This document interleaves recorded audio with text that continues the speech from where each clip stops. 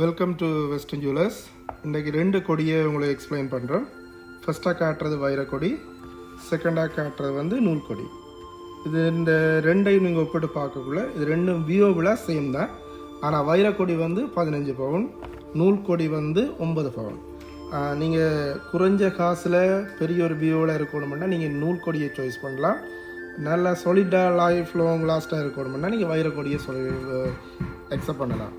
இது நூல் கொடியில் இருக்கிற ஒரு டிஸ்அட்வான்டேஜ்னு சொன்னால் கொஞ்சம் கவனமாக நீங்கள் கீப் பண்ண வேணும்.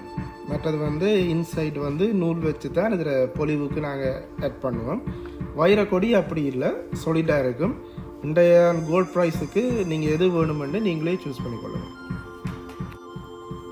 நீங்கள் தாலிக்கொடியை பற்றி இன்னும் நிறைய விஷயம் தெரிஞ்சு கொள்ள வேணும்னு சொன்னால் வெஸ்டர்ன் ஜுவல்லர்ஸுக்கு வாங்க.